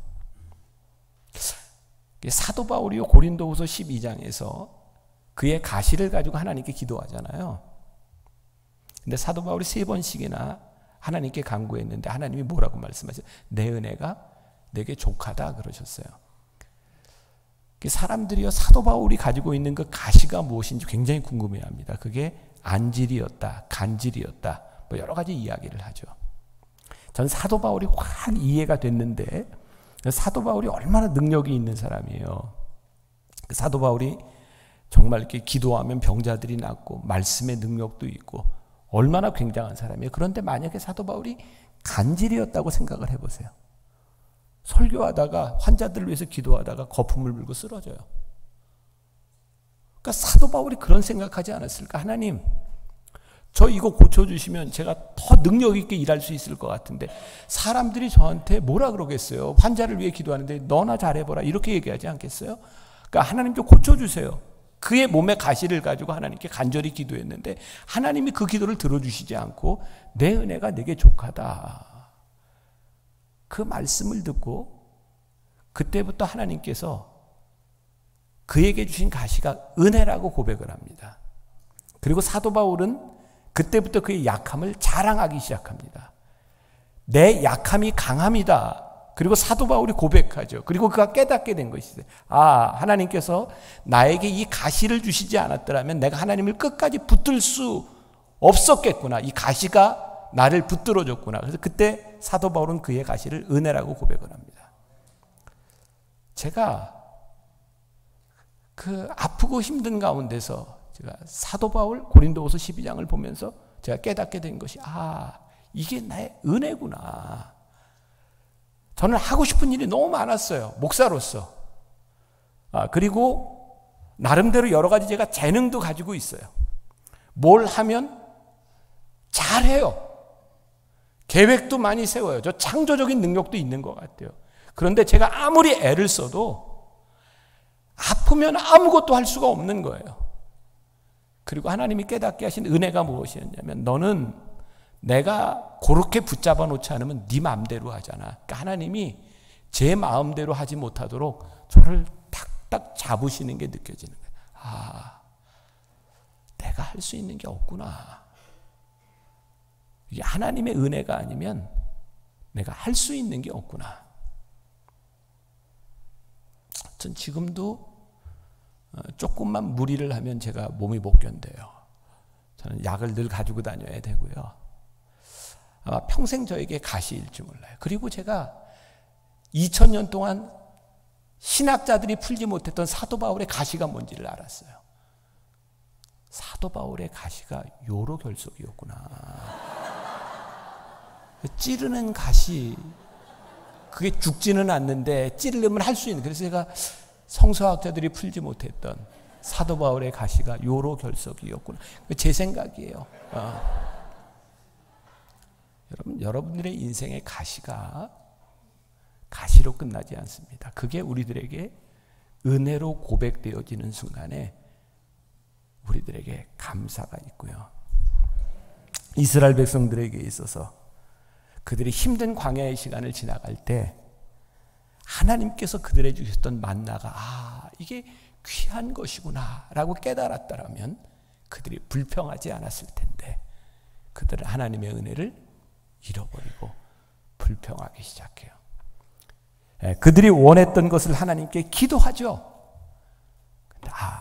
내가 원하는 것이 이루어지는 것이 축복이 아니라 그것이 탐욕의 무덤이 되었구나. 저는 군목 훈련을 받을 때 굉장히 인상적이었던 게 저희 내무반에 목사님 넷, 신부님 둘, 법사님 둘, 그래서 8명이 내무반을 같이 썼어요. 제 평생에 신부, 법사, 목사가 같이 이렇게 먹고 자고 12주를 해보는 건 처음이었던 것 같아요. 제가 이제 훈련 받으면서 물론 이제 장교 훈련이니까 훈련은 좀 사병들보다 고되지만 이제 먹고 하는 것들은 이제 사병들보다 좀 나았죠. 근데 한번 제가 참 잊을 수 없는 일인데 훈련소에서 이제 점심을 먹는데요. 가서 딱 앉았는데 점심 밥이 나오는데 이렇게 식판에 흰 밥이 나오고요. 김치하고 마요네즈가 나왔어요. 세상에 이걸 어떻게 먹으라고. 그래서 제가 그냥 흰 밥에다가 따뜻한 밥에다가 김치를 넣고 마요네즈를 짜서요. 비볐어요. 맛있어요. 가서 한번 드셔보세요. 맛있어요. 진짜 맛있게 먹었어요. 근데 지금 먹으려면 못 먹어요. 그때 참 맛있게 먹었습니다. 왜일까요? 훈련의 때니까. 훈련의 시간에는요, 하나님이 훈련의 시간을 지낼 수 있는 은혜를 주시는데 그때 불평하지 말라. 우리들에게 주시는 그 시간들을 하나님 앞에 감사함으로 지내라. 훈련의 시간에는 우리의 적나라한 본성들이 나타납니다. 제가 우리 신부 법사 목사 훈련 얘기를 했는데 마지막 200km 행군할 때였습니다. 장로님이세요? 장로님 혹시 200km 걸어보셨어요? 남자가 200km를 안 걸어보고 인생을 얘기하지 마세요. 200km 걷는 거 쉬운 일 아닙니다. 5일 동안 밤새 걷고 낮에 이렇게 텐트 치고시고 이렇게 걷습니다. 200km를 걷는데 이렇게 걷고 쉬고 할 때마다 이렇게 위문을 놉니다. 그때 이제 우리 훈련소에는 훈련받는 훈련병들뿐만 아니라 이제 거기에 교회, 성당, 절이 있으니까 신부, 법사, 목사님들이 위문을 놉니다. 되게 이제 10분 쉬는 동안 커피를 주기도 하고 사탕을 주기도 하고 엿을 주기도 하고 그렇게 이제 같이 다 나누어 먹습니다. 근데 참 잊을 수 없는 일이 일어났어요. 밤 12시였는데 성당의 신부님이 위문을 왔는데 치킨을 가지고 오셨어요. 놀라운 일이잖아요. 그런데 치킨을 가지고 와서 신부들만 모여 그러더니 목사, 법사들은 다 있는데 신부들끼리 헤드라이트를 켜놓고 치킨을 먹는 거예요. 이야, 세상에. 근데 그걸 못 참고 어떤 스님이 야, 불 끄고 먹어 그랬어요. 그랬더니 신부님이 딱 들어보더니 누가 반말이야? 그래서 거기서 훈련소에서요 신부와 법사가 패싸움을 했습니다. 그게 훈련소의 유명한 사건입니다. 치킨 때문에 신부와 법사가 패싸움을 했습니다. 이게 생각할 수 있는 일인가요? 지금 이런 상황에서 아니요. 훈련의 때는 우리의 적나라한 본성이 다 드러납니다. 여러분들의 인생에 훈련의 시간들을 하나님의 은혜를 잃어버리고 살면 여러분들의 욕망과 여러분들의 본성이 다 드러납니다. 그리고 하나님의 마음을 잃어버린 여러분들의 삶을 통해서 얻어지는 것들이 탐욕의 무덤이 될 수 있다는 것이 얼마나 무서운 일인지 몰라요.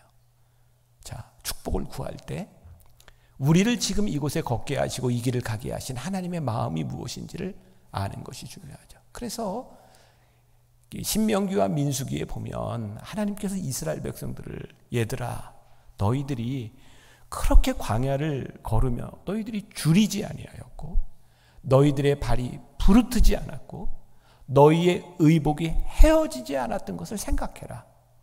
내가 너희들과 함께 했다는 거예요. 내가 너희로 하여금 이 길을 걷게 한 이유가 있다. 너로 하여금 겸손하게 낮추어 하나님이 누구이신지를 알 수 있도록 내가 너희로 하여금 이 길을 이 광야를 걷게 하신 이유를 생각해라. 그러면 우리들이 범사에 감사가 있는 거예요. 범사의 감사는 조건과 환경으로 이루어지는 것이 아니라 지금 우리와 함께하고 계신 하나님을 우리들이 고백할 때 아, 이 시간이 복되구나. 이 시간이 우리들에게 참 은혜의 시간이구나. 훈련의 시간이구나 라는 것을 알게 되죠. 죄송합니다. 제가 군대 얘기를 해서 군대에서 이런 얘기가 있어요. 국방부 시계는 거꾸로 걸어놔도 간다. 무슨 얘기인지 아세요? 군인들에게 만약 군 기간이 정해지지 않는다면 견디지 못할 겁니다. 근데 군인들이요, 견디는 이유가 딱 하나 있습니다. 국방부 시계는 거꾸로 걸어놔도 가요. 시간이 지나면 제대합니다.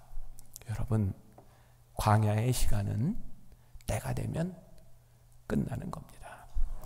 누가 그 시간을 하나님 앞에 복되게 잘 가느냐, 그것이 중요한 거죠. 그래서 여러분들이 구별해야 될 것이 있어요. 여러분들의 인생에 하나님 앞에서 내 삶에 필요한 것과 원하는 것의 차이를 구별할 줄 아셔야 돼요. 여러분, 하나님은 우리의 필요를 채워주시는 분이지 우리들이 원하는 것을 채워주시는 분이 아니야. 하나님께서 우리들에게 일용할 양식을 구하라고 하신 이유는 너희들의 필요를 구하라는 거예요. 그러니까 이 필요는 사람마다 다 달라요. 건강의 정도도 다르고, 우리들의 물질의 정도도 다르고, 우리의 지위의 정도도 다르고, 하나님이 우리를 다 똑같이 만들었으면 우리의 원하는 것과 필요한 것이 똑같을 텐데 그렇게 만들지 않으셨어요. 그래서 어떤 사람은 공부를 잘하게도 하시고요, 어떤 사람은 공부를 잘 안 하게도 만드셨어요. 어떤 사람은 물질의 은사도 주시고요, 어떤 사람은 그 물질 관리도 못하고 이게 돈을 못 버는 사람도 있어요. 만일 돈 버는 게 축복이라고 생각하면 돈 못 버는 사람은 저주받은 사람인가요? 아니에요. 그 사람은 돈 없이 살아갈 수 있는 거예요. 누구나 다 높은 자리에 올라가는 것이 아니에요. 우리를 부르신 그 자리에서 하나님이 우리를 어떻게 쓰시는가를 우리들이 보고 우리들이 기도하기 시작할 때, 제가 아팠던 이유 가운데 하나가 그런 거 있었던 것 같아요. 저는 소원이 그냥 이렇게 신학교 다니면서 유학 시절에 나는 3,000명만 출석하는 교회 목사가 되면 내가 하고 싶은 일을 다 할 수 있겠다. 저는 이렇게 복지관도 해보고 싶었고 뭐도 해보고 싶고 목회에 대한 꿈을 꿨거든요. 근데 제가 담임 목사가 되고 딱 1년이 됐을 때 제가 생각했던 그 인원이 넘었어요. 행복해야 되잖아요.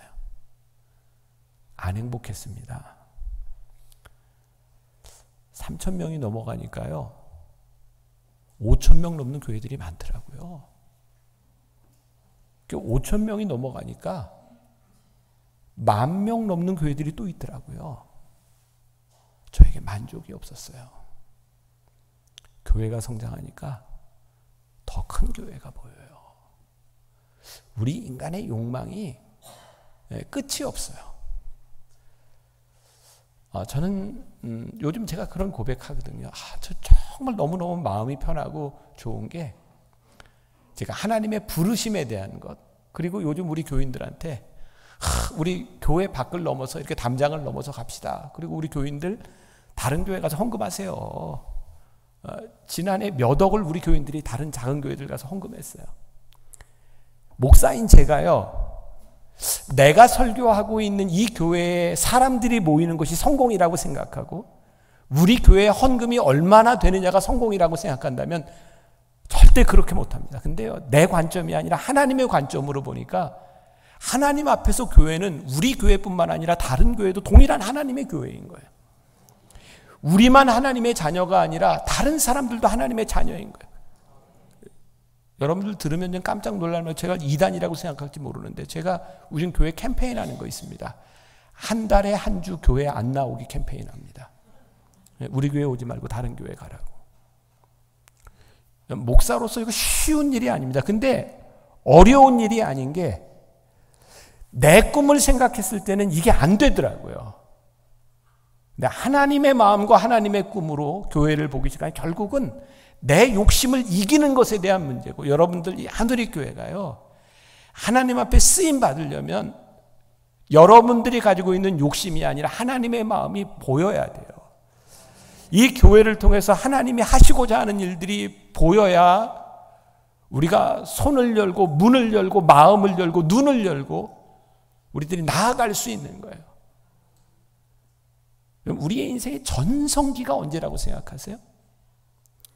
전성기는요, 우리들이 많은 것을 이루어 놓는 게 전성기가 아니라 우리들이 꿈이 살아있을 때 전성기입니다. 교회가 이런 건물을 짓고 이런 것을 가지고 우리들이 이루어오는 것이 교회의 전성기가 아니라 교회가 꿈이 있어서요. 교인들의 눈빛이 빛나고 가슴이 뛰고 하나님이 우리를 부르신 이유가 있다고 하는 걸 깨닫기 시작하는 게 그게 전성기예요. 그게 전 요즘 기도 제목이에요. 제 전성기가 끝나면 강단을 내려올 수 있는 용기를 주세요. 리더로서 더 이상 가슴이 뛰지 않고 꿈이 없으면 내가 여기 있는 것이 하나님 나라에 도움이 되지 않는구나. 나이에 대한 부분이 아닙니다. 여러분들의 가슴이 뛰고 하나님의 축복이 무엇인지를 우리들이 고백할 수 있을 때, 우리가 원하는 것이 아니라 하나님이 우리를 필요로 하시는 곳에 우리들이 쓰임받을 수 있을 때, 그것이 우리들에게 귀한 것임을 우리들이 알아야죠. 여러분들이 구하는 축복이 탐욕의 무덤이 되지 않도록 우리들이 하나님의 마음을 아는 지혜가 우리들에게 필요해요. 자, 이 지혜를 가지기 위해서 간단하게 정리를 합니다. 첫 번째, 여러분들과 함께 하셨던 과거의 하나님의 은혜를 잊지 않도록 하세요. 여러분들, 이 신앙은요, 우리가 드리는 예배는 하나님이 우리와 함께 하셨던 일에 대한 믿음의 고백과, 그래서 예배는 remembrance, 기억하는 겁니다. 그러니까 여러분들의 삶에 간증이 없고 여러분들의 삶에 은혜가 없으면 여러분들이 하나님을 붙들고 살아갈 수가 없어요. 이 교회는 제가 이제 한 장로님 만나 뵀는데 이렇게 뚜레스디아스를 많이 하신 것 같아요. 저는 제가 20년째 우리 교인들과 함께 뚜레스디아스 하고 있거든요. 우리 교회는 참 큰 장점이 뭐냐면 뭐 다 똑같아요. 교회는 어느 교회나 다 동일한 문제들을 가지고 있어요. 뭐 이렇게 싸움도 하고 갈등도 있고. 저는 우리 장로님들하고 가끔 하는 게 강단에 다 모여요. 우리 교회 시무장로님이 65명이에요. 교회 강단에 다 모여서 기도하고 허깅하고. 그러면 그 뚜레스디아스 할 때 같이 은혜 받았던 그때 일들이 생각이 나는.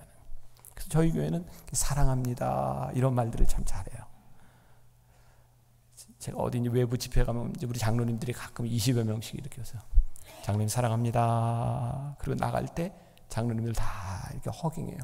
그러면 다른 분들이 굉장히 부러워요. 어떻게 저 교회는 저런가.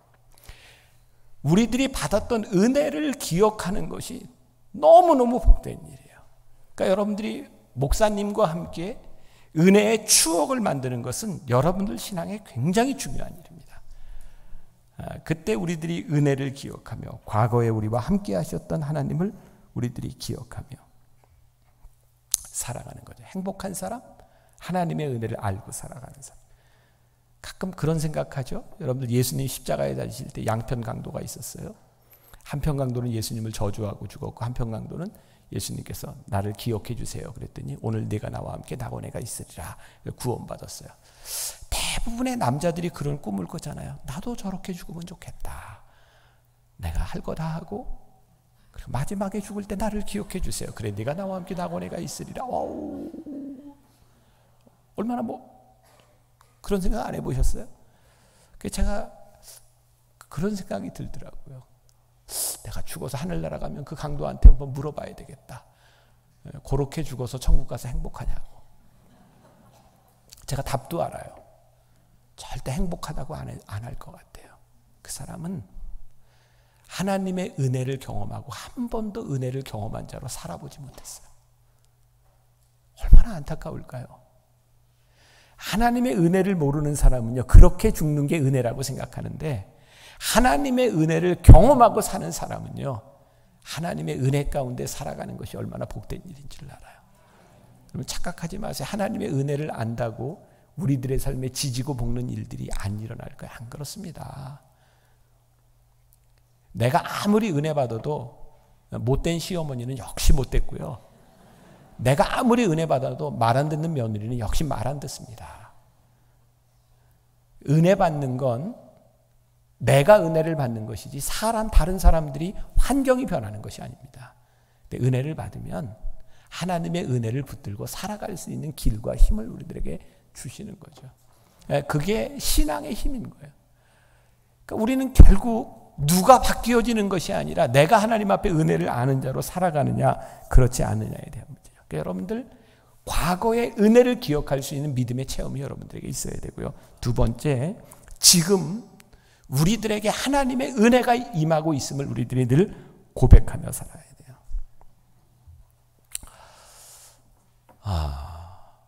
제가 이 얘기만 하고 말씀을 마칠게요. 벌써 1시간이 지나갔네요. 자, 저는 아들과 딸 둘이 있습니다. 제가 이제 첫날 잠깐 이야기를 했는데, 저희 딸아이는 태어나면서부터 신생아 폐혈증에 걸려서요. 피가 감염이 되어서 이제 피를 교환 수혈을 해주면서 그래도 이 감염이 낫지를 않으면 살 수 없다. 제가 그 얘기를 듣고 군대 군목으로 들어갔어요. 우리 아이 중환자실에 있는 거 보고 군목으로 들어갔어요. 다행히 이제 외할아버지의 피가 잘 맞아서 우리 아이가 살아났습니다. 근데 사람들이 참 이렇게 간사한 거죠. 그때는 살려만 달라고 기도했는데 살아나고 나니 이 아이가 그때부터 이제 뇌가 많이 부어서 후유증들이 있었고요. 약을 먹는 부작용 때문에 장애를 가지고 살게 됐어요. 2년 터울로 저희 이제 아들내미가 이제 태어났는데, 전 지금도 우리 아들한테 미안한 게 참 많아요. 아들한테 늘 누나가 아프니 너는 늘 누나한테 양보해라. 누나를 위해서. 그래서 우리 아들은 이렇게 막내로서 한 번도 대우를 받아보지 못하고 이렇게 늘 누나 그리고 살았어요. 제가 미국에서 5년 유학을 하는 동안 우리 아이들이 이제 유치원, 초등학교 1학년까지 다녔는데, 미국은 아픈 아이들에게 참 좋은 나라입니다. 유학생이었는데도 선생님을 따로 붙여서 우리 애가 참 행복하게 학교를 다녔어요. 한국으로 오면서 우리 딸내미가 미국 갔을 때는 영어가 안 돼서 1년을 늦췄고, 한국에 와서는 이제 한국말을 못해서 1년을 늦추고, 그래서 동생하고 같이 초등학교 1학년부터 다시 같이 다녔어요. 초등학교를 다니는 동안 제일 힘들었던 게, 우리 딸내미가 장애를 갖고 있다는 것 때문에 아이들한테 놀림을 받고 왕따를 당하고, 나중에 한 일이지만 우리 딸애가 2년 동안 학교에서 점심을 굶었대요. 같이 밥 먹어주는 애가 없어서 2년 동안. 제가 그 얘기를 듣고 제가 한국을 진짜 떠나고 싶었어요. 우리 아이 머리에 애들이 껌도 붙여놓고 등에 압정도 꽂혀져 있고 매직으로 바보라고 써놓고. 근데 우리 아들내미가, 이것도 이제 나중에 한 이야기예요. 학년이 바뀔 때마다 담임 선생님한테 찾아가서 그랬대요. 선생님, 우리 누나 혹시 아프면 저를 부르세요. 그리고 우리 아들내미가 초등학교 6학년 다니는 동안 친구가 없었어요. 수업 끝나면 누나 그 반 앞에 섰다가 애들이 해코지 할까봐 누나를 데리고 학교 집에까지 오느라 우리 애가 친구가 없었어요. 중학교도 같이 3년을 또 다니고, 중학교 3학년 때였는데 우리 아들이 그러더라고요. 아빠, 저 외고를 갈래요. 근데 그때 딱 느껴지는 게, 이놈이 이제 고등학교는 누나하고 떨어지고 싶구나. 그래, 외고를 가라. 뭐 공부를 곧잘 했기 때문에 선생님도 이렇게 되리라고 생각했는데 외고 시험에 떨어졌어요. 떨어졌다는 얘기를 듣고 우리 딸이 역시 하나님 살아계시다고, 자기가 떨어지라고 기도했는데, 우리 딸아이는 인생의 1순위가 자기 동생이에요. 늘. 동생이 첫 번째. 고등학교 3년, 그렇게 12년을 이제 같이 다녔고요. 이제 우리 아들내미는 중학교 3학년 때 청소년 뚜레스디아스에 갔다가 은혜를 체험하고 하나님의 이제 부르심을 받고 그때부터 목사가 되겠다 이야기를 하더라고요. 우리 아이가 그랬어요. 아빠, 저 목사가 되고 싶은데 아빠 같은 목사가 될 거예요. 아빠에게 제일 행복한 순간이었어요. 고등학교를 가서 뭐 이렇게 열심히 살지 않던 놈이 목사가 되겠다고 하면서 진짜 열심히 공부하고 열심히 했어요. 그래서 고등학교 3학년 때는 분당에 있는 고등학교에서 문과에서 전교 1등하고 교회에서도 교회학교 회장하고 진짜 잘 커졌어요.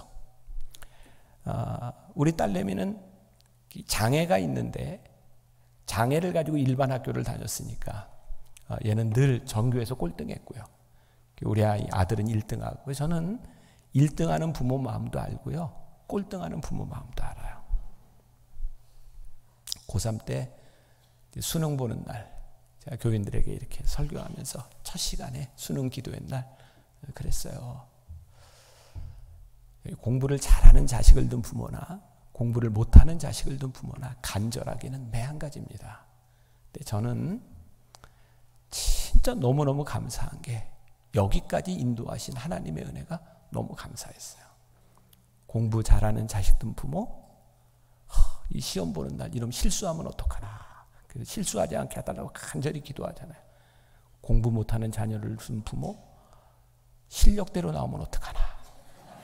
그래서 간절히 기도하고 간절한 건 똑같습니다.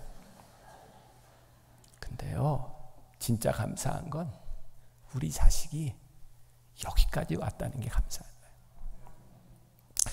제가 그 얘기를 했어요. 우리 아들내미 이렇게 정말 마지막엔 이렇게 목사가 되겠다고 열심히 공부했는데 전교 1등하고 우리 딸 이렇게 어렵게 여기까지 왔고 수능을 보고요.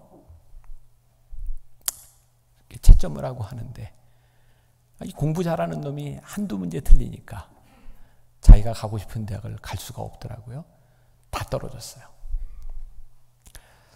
제가 밤 11시쯤 집에 들어왔는데 식탁 위에서 아들내미가 눈물을 뚝뚝 흘리고 있어요.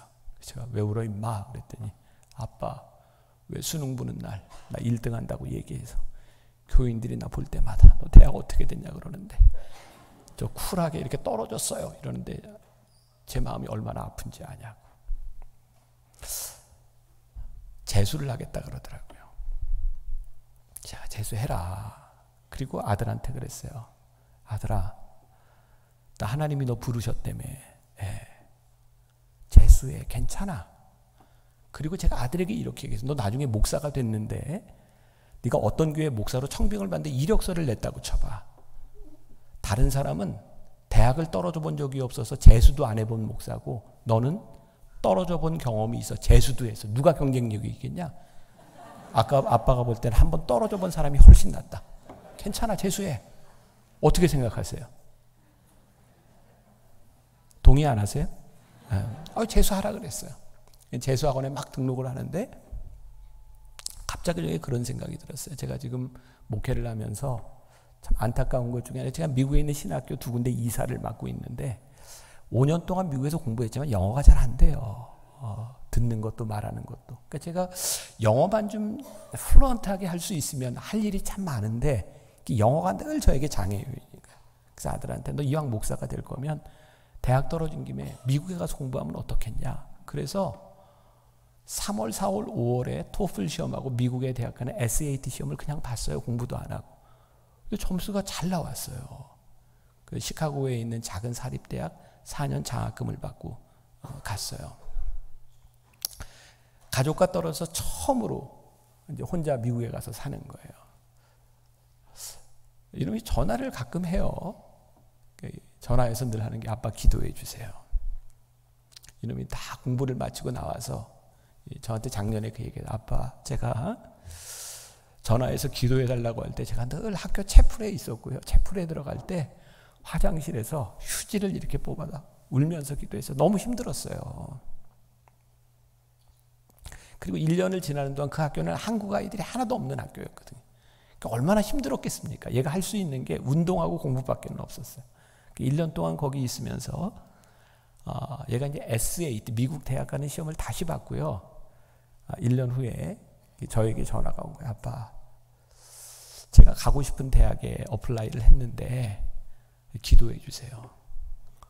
제가 그랬습니다. 아들아 염려하지 마.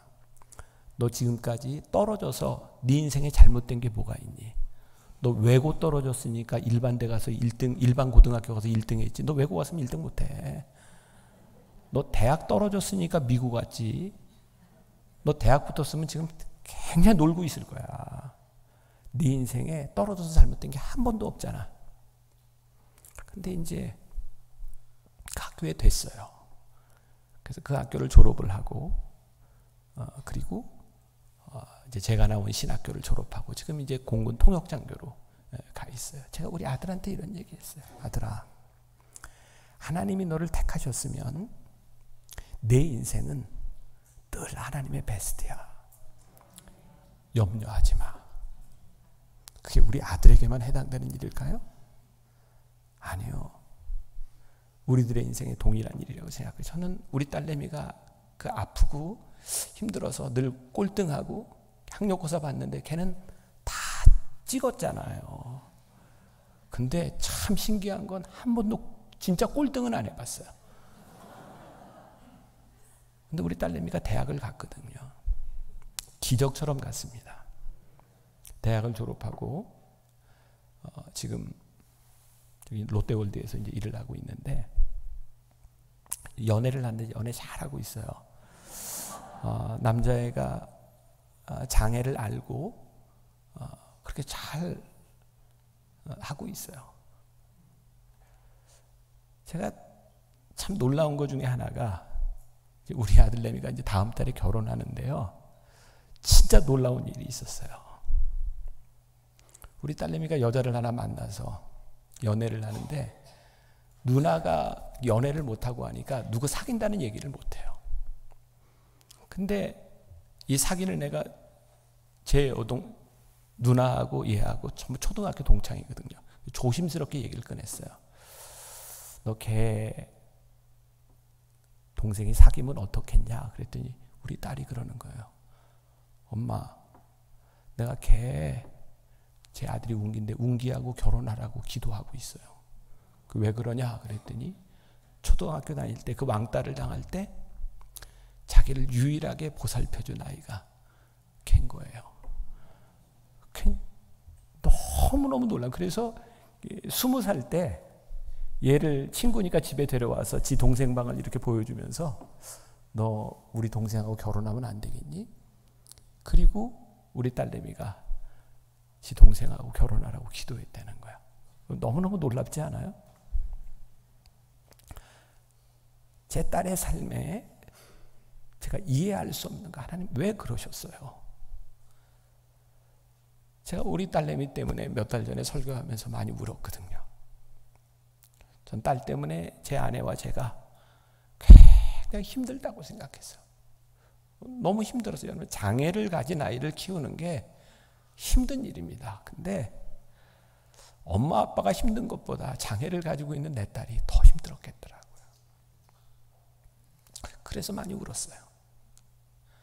근데 하나님은 우리 딸에게도 늘 베스트고 우리 아이에게도 베스트고, 저는 이런 말을 자격이 있다고 생각해요. 저는 아포도 받고요.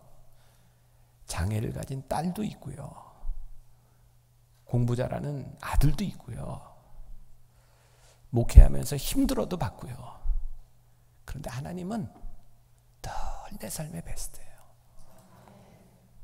지금 여러분들에게 임하고 있는 하나님의 은혜를 고백하고 또 우리들에게 주신 약속을 붙들고 인생의 광야를 걷고 있는 사람이 있다면 잘 걸어가세요. 시온의 대로를 걷고 있는 분이 있다면 감사하며 그 길을 잘 가세요. 여러분들에게 구하는 것이 하나님 앞에 정말 복된 축복이 될 수 있기를 주님의 이름으로 간절히 축원합니다. 기도하겠습니다. 하나님, 우리를 부르셔서 이 길을 걷게 하시고 하나님 우리를 부르셔서 하나님의 자녀 삼아주심에 감사합니다. 혹시 우리 성도들 가운데 인생의 광야를 걷고 있는 사람이 있습니까? 주님 붙잡아 주셔서 잘 걸어가게 하시고 그의 인생에 하나님의 최선임을 고백할 수 있게 하여 주옵소서. 앞으로 살아가는 날 동안 우리들이 어떤 일을 만나든지 주와 함께 동행하며 하나님이 주신 축복, 그것이 축복이구나 간증할 수 있는 믿음의 사람들이 되게 하여 주옵소서. 예수님의 이름으로 기도했습니다. 아멘.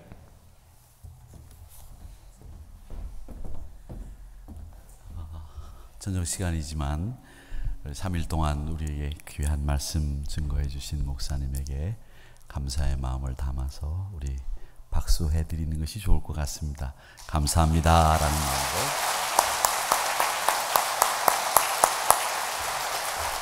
고맙습니다. 목사님들 건강하시고 또 사역 이후에도 함께 하시기를, 하나님이 함께 하시기를 바랍니다. 우리 다 같이 이 시간에 합심해서 기도하기를 원합니다. 하나님은 우리 삶에 늘 베스트이셨습니다. 그 하나님이 우리에게 베풀어 주신 그 은혜를 기억하고 또 지금 내게 하나님이 은혜를 더하시고 있다고 하는 사실을 깨닫고 하나님께서 주시는 그 은혜의 자리에서 떠나지 말고 또 지켜나가면서 기도하면서 살기를 원합니다. 이렇게 결단하시면서 우리 같이 기도하시고, 오늘은 마지막 저녁 시간이기 때문에 기도 우리 같이 마친 다음에 우리 강사 목사님 축도로 오늘 집회를 마치도록 하겠습니다. 우리 다 같이 함께 기도하겠습니다. 주여, 주여, 주여. 아버지 하나님 감사합니다. 하나님께서 저희에게 도와주시고 말씀을 도와주시니 감사합니다.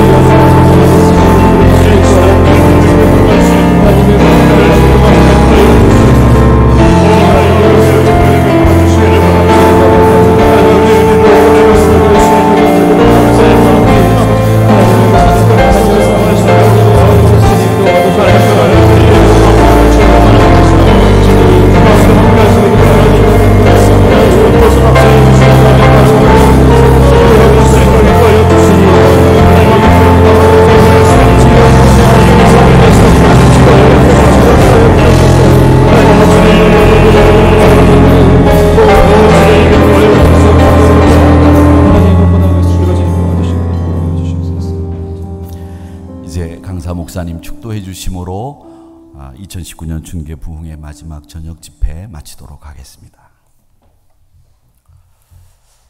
지금은 우리 주 예수 그리스도의 은혜와 하나님 아버지의 무한하신 사랑과 성령의 인도하심이 다시 한번 신앙의 기본에 서서 하나님을 예배하며 거룩한 자로 하나님 앞에 복된 올바른 축복을 구하며 살기를 소원하는 당신의 사랑하는 모든 백성들 그리고 교회 위에 지금부터 영원까지 함께 하시기를 간절히 축원하옵나이다.